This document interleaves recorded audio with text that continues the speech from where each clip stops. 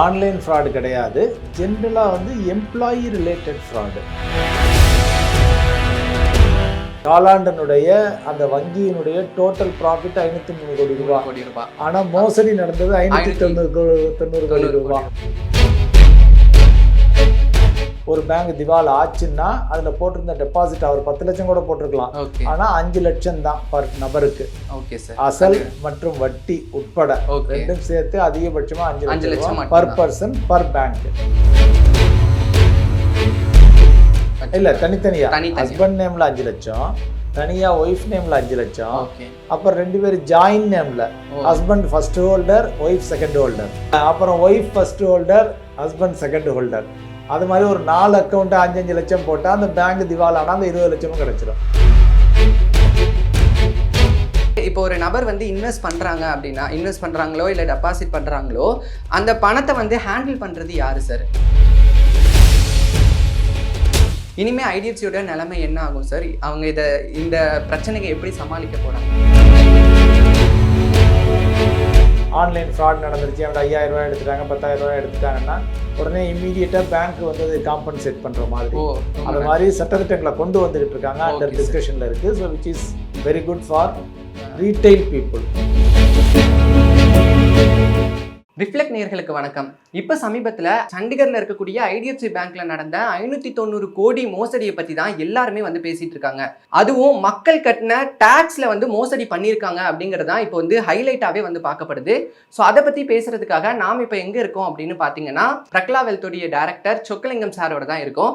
வணக்கம் சார். வணக்கம். வணக்கம் சார். இப்போ சமீபத்தில் பார்த்தீங்கன்னா சோஷியல் மீடியா போனாலும் சரி, டிவியை திறந்தாலும் சரி, இந்த ஒரு நியூஸ் தான் வந்து ஹைலைட்டாக வந்து வந்துட்டு இருக்கு. இதை பற்றி டீட்டெயிலாக எக்ஸ்பிளைன் பண்ணுங்க சார். இந்த மோசடி எப்படி நடந்துச்சு? இது வந்து ஆன்லைன் ஃப்ராடு கிடையாது, ஜென்ரலாக வந்து எம்ப்ளாயி ரிலேட்டட் ஃப்ராடு.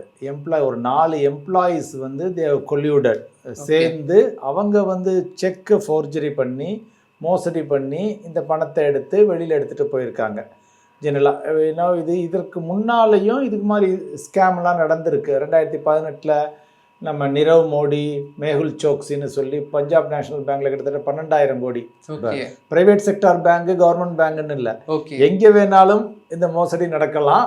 அது எம்ப்ளாயீஸ் அப்படின்னு வரையில் எம்ப்ளாயீஸ் வந்து இப்போ என்ன, இப்போ ஒரு நிறுவனத்தில் வந்து ஆயிரக்கணக்கான எம்ப்ளாயீஸ் வேலை பார்க்குறாங்க. அதில் முடிஞ்ச வரைக்கும் பாலிசி ரெகுலேஷன் எல்லாமே தான் ப்ராப்பராக பண்ணுறாங்க. பட் இருந்தாலும் சில பேர் வந்து ஒரு கருப்பு ஆடுங்கிற மாதிரி ஒரு 3 பேரோ 5 பேரோ இருக்கத்தான் செய்கிறாங்க. இப்போ இந்த கேஸில் வந்து பார்த்திங்கன்னா ஹரியானா கவர்மெண்ட் வந்து அவங்களுடைய கஜானா பணம்னு வச்சுங்களேன், கவர்மெண்ட்டுடைய கஜானா பணம். ஸோ அந்த பணத்தை வந்து இங்கே இந்த பேங்க்கில் டெபாசிட்டாக போட்டு வச்சுருந்துருக்காங்க. ஸோ அந்த டெபாசிட்டில் அந்த அக்கௌண்ட்ஸை இவங்க வந்து ஃபோர்ஜரியாக க்ளோஸ் பண்ணி, அதாவது இன்னும் ஃபுல் டீட்டெயில் நமக்கு மார்க்கெட்டில் என்ன வரல, என்ன பண்ணியிருப்பாங்க அப்படின்னா, இப்போ அவங்க மாதிரியே அவங்க கையெழுத்து போட்டு அந்த டெபாசிட்டை க்ளோஸ் பண்ண சொன்ன மாதிரி க்ளோஸ் பண்ணி இவங்க இன்னொரு அக்கௌண்ட்டுக்கு, கவர்மெண்ட் அக்கௌண்ட்டுக்கு அல்லாமல் இவங்களுக்கு வேண்டிய எம்ப்ளாயீஸுக்கு வேண்டிய அக்கௌண்ட்டுக்கு அதை மாற்றி எடுத்துகிட்டு போயிருக்காங்க. ஓகே. ஸோ அந்த எக்ஸாக்ட் மைனூட் டீட்டெயில் என்ன வரல. ஸோ அதனால் இதை தான் எடுத்துகிட்டு போயிருக்காங்க. ஸோ உடனே இந்த பிரச்சனை வரவும் உடனே ஐடிஎஃப்சி பேங்க் என்ன பண்ணாங்க, இம்மீடியட்டாக கிட்டத்தட்ட 583 கோடி ரூபாய் அதை வந்து கவர்மெண்ட்டுக்கு வந்து உடனே டிரான்ஸ்ஃபர் பண்ணி பணத்தை கொடுத்துட்டாங்க, செட்டில் பண்ணிட்டாங்க. ஓகே, பணத்தை செட்டில் பண்ணிட்டாங்க உடனே. இப்போ என்னென்னா, உடனே இதனால ஹரியானா அரசாங்கம் கோபம் அடைந்து ஐடிஎஃப்சி ஃபர்ஸ்ட் பேங்க் ஆகட்டும், ஏயு ஸ்மால் ஃபைனான்ஸ் பேங்க் ஆகட்டும், அதுலேருந்தெல்லாம் டீலிஸ்ட் பண்ணிட்டாங்க. நாங்கள் இனிமேல் பணத்தை அங்கே போடலை, ஏன்னா இது இப்போ எங்களுக்கு பிரச்சனையாக இருக்குது, இந்த வங்கிகளில் நாங்கள் போடலை அப்படின்னு சொல்லி பண்ணிட்டாங்க. இதை வச்சு ஐடிஎஃப்சி ஃபர்ஸ்ட் பேங்குடைய ஷேர் ப்ரைஸ் அன்றைக்கி கிட்டத்தட்ட 20% அடிபட்டுச்சு. ஸோ இப்போவுமே 15 to 20% அடிபட்டு இருக்குது. இதில் குறிப்பிடத்தக்கது என்ன அப்படின்னு வந்து பார்த்தீங்கன்னா, கிட்டத்தட்ட லாஸ்ட் Q3 ப்ராஃபிட் வந்து பார்த்தீங்கன்னா, ஐடிஎஃப்சி ஃபர்ஸ்ட் பேங்குடைய ப்ராஃபிட் வந்து பார்த்தீங்கன்னா அப்ராக்சிமேட்டாக வந்து ஒரு 503 கோடி ரூபாய். ஒரு குவார்ட்டர்னுடைய, ஒரு காலாண்டனுடைய அந்த வங்கியினுடைய டோட்டல் ப்ராஃபிட் 503 கோடி ரூபாய். ஆனால் மோசடி நடந்தது 590 கோடி ரூபாய். ஸோ அந்த 4 எம்ப்ளாயீஸையும் சஸ்பெண்ட் பண்ணியிருக்காங்க. சஸ்பெண்ட் பண்ணதோடு மட்டும் இல்லாமல் போலீஸ் கம்ப்ளைண்ட் ஃபைல் பண்ணியிருக்காங்க. ஸோ நீ அது தவிர இந்த பணத்தை எங்கே டிரான்ஸ்ஃபர் பண்ணியிருக்க கூடுமோ அந்த அக்கௌண்ட்டுகளை லாக் பண்ண சொல்லியும் ரெக்வஸ்ட் கொடுத்துருக்காங்க. கண்டிப்பாக. ஸோ இப்போ அதெல்லாம் போய்கிட்டு இருக்கு, பேக்ரவுண்டில் போய்கிட்டு இருக்கு. பட் ஆனால் மோசடி அப்படிங்கிறது மோசடி தான். அதுவும் பர்டிகுலராக அங்கே வேலை பார்க்கக்கூடிய ஊழியர்களே மோசடி பண்ணியிருக்காங்க அப்படிங்கிறது வந்து ஒரு குறிப்பிடத்தக்கது, மக்கள் மத்தியில் ஒரு பீதியையும் உண்டாக்கும். ஆமா சார், கண்டிப்பா. ஏன்னா வந்து இப்போ சாதாரணமா நம்ம வந்து ஒரு பேங்க்ல வச்சிருக்க பணத்தையே நம்மளால வந்து நம்ப முடியாது. ஒரு பயம் இருக்கும். இப்போ அந்த பயத்தை இன்னும் கொஞ்சம் அதிகமாக்குற விதமா அரசாங்க பணத்துக்கே இப்படி ஒரு மோசடி வந்திருக்கு அப்படிங்கிறதுனால இப்போ சாதாரணமா பேங்க்ல வச்சவங்கலாம் என்ன பண்றதுனே தெரியாத நிலைமையில வந்து இருக்காங்க. அவங்களுக்கு நீங்க என்ன சொல்லணும்னு விரும்புறீங்க? பேங்க்ல டெபாசிட் போடுறோம்னு சொல்றோம். ரியலா வந்து பாத்தீங்கன்னா அதுக்கு என்ன மீனிங்னா, பேங்க்குக்கு நம்ம கடன் கொடுக்குறோம். ஓகே. நம்மகிட்ட இருந்து அவங்க கடன் வாங்கி, வங்கி வந்து கடன் வாங்கி அதை வந்து திருப்பி இன்னொருத்தவங்களுக்கு கடனாக கொடுக்குறாங்க. வீடு கட்டணுங்கிறவங்களுக்கு, பைக்கு வாங்கணுங்கிறவங்களுக்கு, கார் வாங்கணுங்கிறவங்களுக்கு கடனாக கொடுக்குறாங்க. இதுதான் நடக்குது. மூலதனம், ஓகே, கேபிட்டல். கேபிட்டல் 1000 கோடி இருக்குது அப்படின்னா அவங்க வந்து 5000 கோடி 6000 கோடி வெளியில் டெபாசிட் மூலம் கடன் வாங்குறாங்க. ஓகே. கடன் வாங்கி இது மொத்த பணத்தையும் சேர்த்து அவங்க வெளியில் கடனாக கொடுக்குறாங்க. ஸோ டெபாசிட்டுக்கு ஒரு 6-7% கொடுக்குறாங்கன்னா அவங்க கடன் கொடுக்கையில் 10% கொடுக்குறாங்க, 9% கொடுக்குறாங்க, depending on the type of loan. So இந்த 2-3% அவங்களுக்கு வந்து மார்ஜின், அவங்க செலவு போக உண்டான லாபம். ஸோ அப்படின்னு இருக்கையில் சில சமயங்களில் வந்து அசம்பாவிதம் நடந்துச்சுன்னா பேங்க் திவால் ஆகிறதுக்கு வாய்ப்புகள் இருக்குது. இதுக்கு முன்னாலையெல்லாம் திவால் ஆயிருக்கு. பட் ஒரு குட் திங் என்னன்னா, இந்தியாவில் வந்து ரிசர்வ் பேங்க் ஆஃப் இந்தியா வந்து எந்த வங்கியையும் திவால் ஆக விடுறதில்லை. அவங்க இன்டர்வீன் பண்ணி அதை வந்து வேறு இன்னொரு பேங்கோட மெர்ஜ் பண்ணிடுறாங்க, இன்னொரு பேங்கை விலைக்கு வாங்க வச்சிடுறாங்க. ஆல் தோஸ் திங்ஸ் நடக்குது. ஆனால் டெக்னிக்கலாக லீகலாக என்ன அப்படின்னு வந்து பார்த்தீங்கன்னா, ஒவ்வொரு முதலீட்டாளருக்கும் அதிகபட்சமாக 5 லட்சம் ரூபாய் வரைக்கும் வந்து கேரண்டி இருக்குது. அது டிஐஜிசின்னு இருக்குது, deposit insurance credit guarantee corporation of இந்தியான்னு சொல்லி ஆர்பிஐனுடைய துணை நிறுவனம். அதுக்கு ப்ரீமியம் வந்து வங்கிகள்கிட்டேருந்து வாங்கிக்கிறாங்க. அந்த வங்கிகள்கிட்டேருந்து வாங்கின ப்ரீமியத்துலேருந்து ஒரு பேங்க் திவால் ஆச்சுன்னா அதில் போட்டிருந்த டெபாசிட் அவர் 10 லட்சம் கூட போட்டிருக்கலாம். ஆனால் 5 லட்சம் தான் பர் நபருக்கு. அசல் மற்றும் வட்டி உட்பட ரெண்டும் சேர்த்து அதிகபட்சமாக 5 லட்சம் பர் பர்சன் பர் பேங்க் அந்த இன்சூரன்ஸ் கிடைக்கும். ஓவர் அண்ட் அபவ் தட் வந்து கிடைக்காம போயிடும்.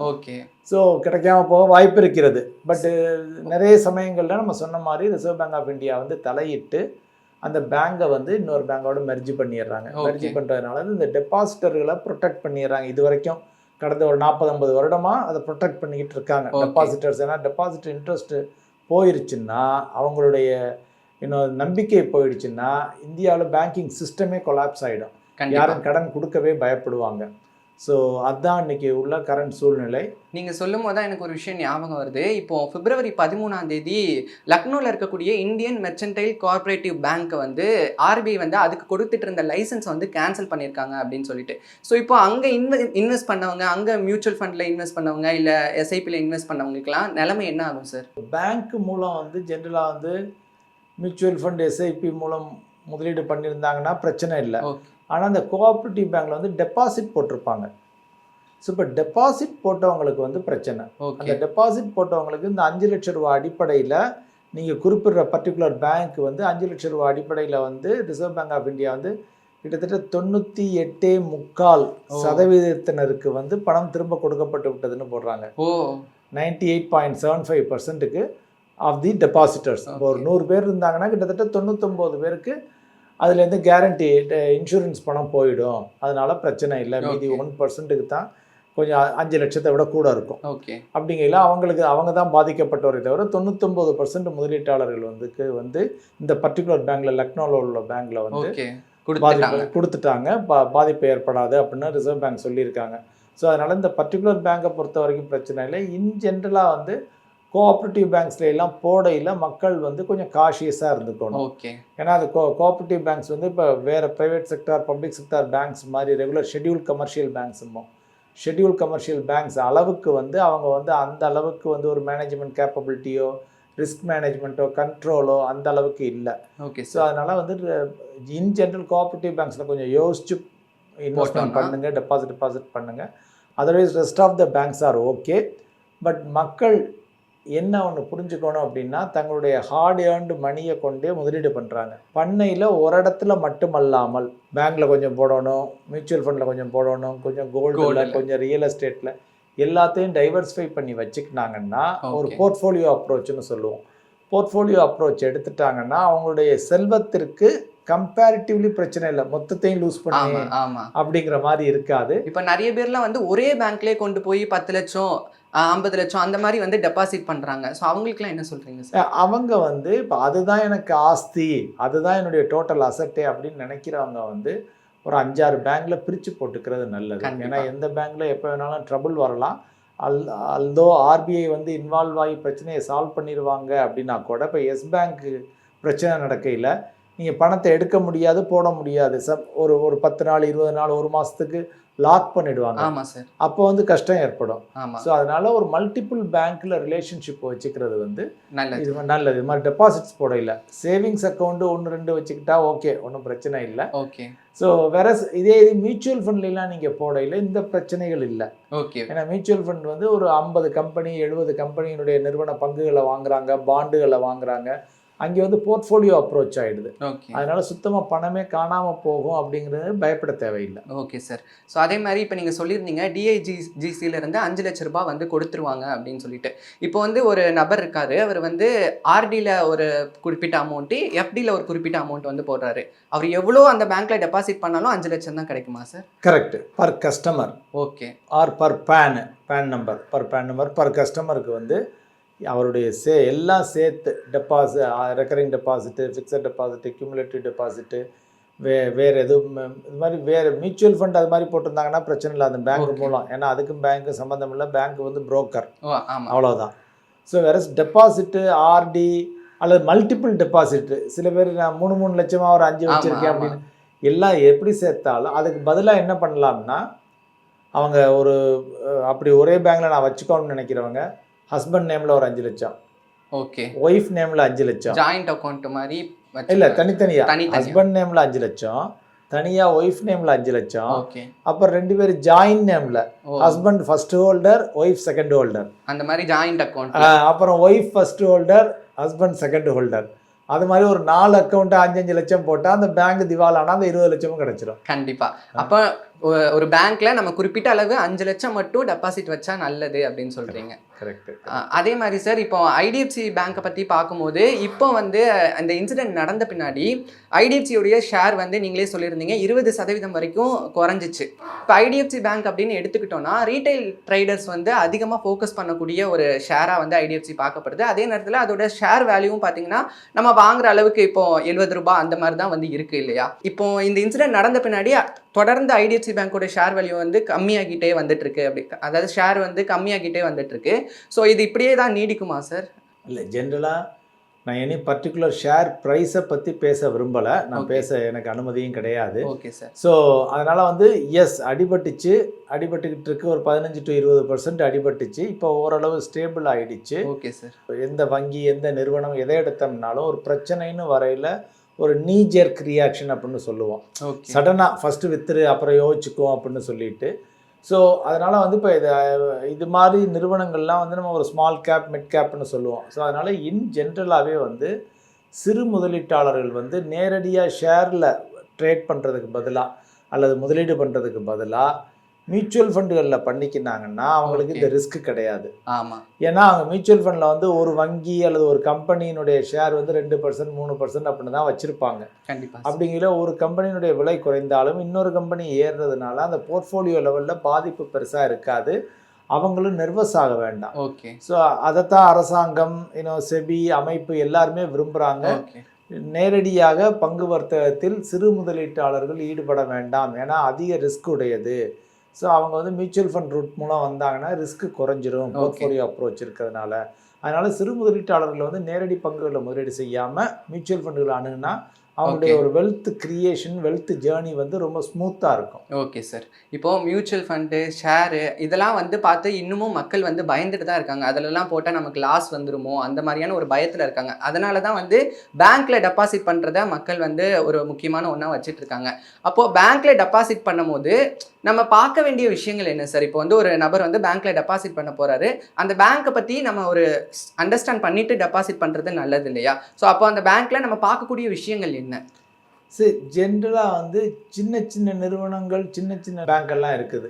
ஸோ இப்போது எனக்கு ரொம்ப சேஃப்டி வேணும் அப்படிங்கிறவங்க ரொம்ப பெரிய வங்கிகளை நோக்கி போயிடுறது பெட்டரு. ஓகே. கோஆப்ரேட்டிவ் பேங்க்ஸை அவாய்ட் பண்ணுறது நல்லது. ஓகே பெரிய சார். வங்கிகளில் கொஞ்சம் இன்ட்ரெஸ்ட் ரேட்டு குறைவாக இருக்கும், இருந்தாலும் பரவாயில்ல அப்படின்ட்டு போயிடுறது ஓகே நல்லது. அதே மாதிரி ஷெட்யூல் கமர்ஷியல் பேங்க்ஸா அப்படின்னு பார்த்துக்கிறது நல்லது. இப்போ large banks State Bank of India, PNB, ICIC, HDFC, Axis, City Union Bank, இந்த மாதிரி பல பேங்குகள் இருக்கின்றன. சின்ன சின்ன பேங்கு, பெரிய பேங்க், கரூர் வைசியா பேங்க், இந்த மாதிரி பல பேங்குகள் இருக்கின்றன. ஸோ அதனால் இது எல்லாமே வந்து கொஞ்சம் பெரிய பேங்காக இருந்து போய்க்கிறாங்கன்னா அவங்களுக்கு ஸ்டெபிலிட்டி, ரிஸ்க் மேனேஜ்மெண்ட், கண்ட்ரோலு எல்லாமே கொஞ்சம் நல்லா இருக்கும். கண்டிப்பாக. அப்படி சில பேர் அவங்களுக்கு உத்து நோக்க முடியும் அப்படின்னா அந்த பேங்கினுடைய ஃபினான்ஷியல்ஸ் நல்லா இருக்கா அப்படின்னு பார்த்துக்கலாம். அவங்க ப்ராஃபிட்டில் தான் இருக்காங்களா, இப்போ ப்ராப்பர் ரெகுலேஷன் நல்லா இருக்குதா, அதெல்லாம் கொஞ்சம் பார்த்துக்கலாம். அது வந்து எல்லாராலையும் பார்க்க முடியாது, சாமானியமாக பார்க்க முடியாது. அதே மாதிரி சில நபர்கள் வந்து பொதுத்துறை வங்கிகளை நாங்கள் இப்போ நோக்கி போகிறோம், ஏன்னா அது கவர்மெண்ட் பேக்டு, என்ன இருந்தாலும் அரசாங்கம் பார்த்துக்கும் அப்படிங்கிற ஒரு நம்பிக்கையும் இருக்குது. அதுக்காகவே நிறைய பேர் பொதுத்துறை வங்கிகளையும் நோக்கியும் போவாங்க. State Bank of India, Indian Overseas Bank, Indian Bank, Punjab National Bank, எத்தனையோ பொதுத்துறை வங்கிகள் இருக்கின்றன. அதே மாதிரி நம்ம பார்க்கும்போது இப்போ ஒரு நபர் வந்து இன்வெஸ்ட் பண்ணுறாங்க அப்படின்னா, இன்வெஸ்ட் பண்ணுறாங்களோ இல்லை டெபாசிட் பண்ணுறாங்களோ, அந்த பணத்தை வந்து ஹேண்டில் பண்ணுறது யார் சார்? ஆப்வியஸ்லி நமக்கு தெரியும் ஆர்பிஐ வந்து நம்ம பணங்களை வந்து ஹேண்டில் பண்ணுறாங்க அப்படின்னு சொல்லிட்டு, ஆர்பிஐக்கு அடுத்தபடியாக நம்ம பணங்கள் எல்லாம் வந்து கண்ட்ரோல் பண்ணுறது யார்? இல்லை, ஜென்ரலாக இப்போ நீங்கள் ஒரு வங்கியில் போய் டெபாசிட் போடுறீங்கன்னா அந்த பணத்துக்கு வந்து அந்த வங்கி தான் பொறுப்பு. ஓகே. ஆர்பிஐ வந்து சூப்பர்விஷன் இருக்குது. ஆர்பிஐ வந்து பெரிய தவறுகள் நிகழாமல் பார்த்துக்கொள்ளும். பட் ஆனால் அதுக்கு ரெகுலர் ஆடிட்டு அதெல்லாம் இருக்கும். பட் ஆனால் அந்த நிர்வாகம், அந்த பேங்க்கினுடைய நிர்வாகமும் அந்த பேங்க்கும் தான் அந்த இன்வெஸ்டர்னுடைய பணத்திற்கு பொறுப்பு. அவங்க கண்ட்ரோலில் தான் அந்த பணம் ஃபுல் அண்ட் ஃபுல்லாக இருக்குது. ஓகே. ஸோ வேறு ஒருவரும் அதற்கு வரமாட்டாங்க. Okay sir. இது மாதிரி இதில் எல்லாம் ஜென்ரலாக வந்து இப்போ அந்த பேங்க் மேலே நம்ம கம்ப்ளைண்ட் இருந்துச்சு அப்படின்னா நம்ம ரிசர்வ் பேங்க் அந்த பேங்க்லேயே கிரீவன்ஸ் ஆஃபீஸர்னு இருப்பாங்க. Okay sir. Nodal officer, grievance ஆஃபீஸர்னு, அவருக்கு மெயில் பண்ணலாம், லெட்டர் எழுதலாம், எல்லாம் பண்ணலாம். அதற்கு உரிய பதில் வரல அப்படின்னா ரிசர்வ் பேங்க் ஆஃப் இந்தியா தனியாக கம்ப்ளைண்ட் செல் வச்சுருக்காங்க. Okay sir. அது அவங்களுக்கு நம்ம எழுதலாம். அதே மாதிரி ஷேரில் இன்வெஸ்ட் பண்ணுறவங்களோட பணத்தெல்லாம் கண்ட்ரோல் பண்ணது யார் சார்? ரெகுலேஷன், கண்ட்ரோலுங்கிறத விட ரெகுலேட் யார் பண்ணுறாங்க அப்படின்னு வந்து கட்டுப்பாட்டு வாரியம்.